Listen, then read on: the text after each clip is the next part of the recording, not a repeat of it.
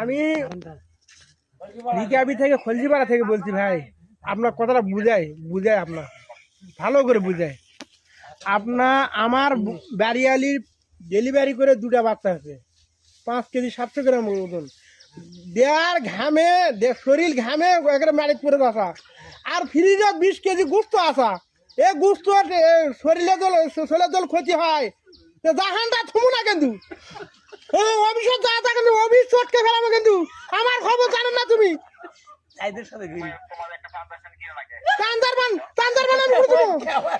কি করবো আমি? তোমার কারেন্টের বিল দিব, আমি চাঁদার বিল কিনবো?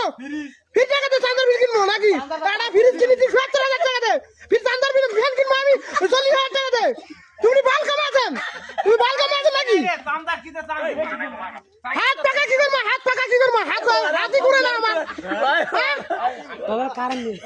তুমি কারেন্ট দাও, ভরতের মতো কারেন্ট দাও। 20 কেজি গুস্তু নষ্ট হবে আমার, ধানটা থমনা শুক্রবার মিলাদ করবো আমি। কিসের দুর্নীতিবাদ? আমি কি দুর্নীতিবাদ? তুমি দুর্নীতিবাদ, তোমার বাপ দুর্নীতিবাদ, তুমি গরিব দুর্নীতিবাদ। আবার গরিবের মানুষ তোমাকে আমি মিলাদ করার জন্য নিয়ে আসি কম দামে গুস্তু।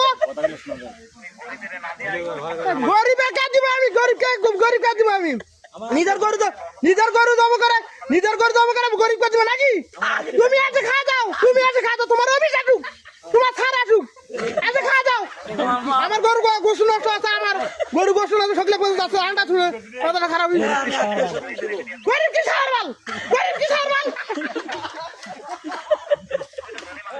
আবার আমি ধনী মাইজ দেখলে আমি গরিব কি আগে খেলবো? গরিবকে খেলাবো আমি? হ্যাঁ, গরিবে দিয়ে দাও। তুমি আসো নিয়ে দাও, আসো তুমি আসো, আন্ডা করে খাও। আমার ভিতর গোসু নষ্ট আছে, আন্ডা তোমরা আমি কে? আরে ভাই খুশির বিজা ঠিক আছে রে ভাই, আমার 2টা বাচ্চা হয়েছে। চলে একদম আমার কথা শুনেন, অনুরোধ করে কথা পাওয়া দিলে দিদি ভাই, ছেলের অবস্থা দেখে আমার ভিতর কলজা কাঁপে উঠছে। কথা ভালো করে, অবস্থা খারাপ।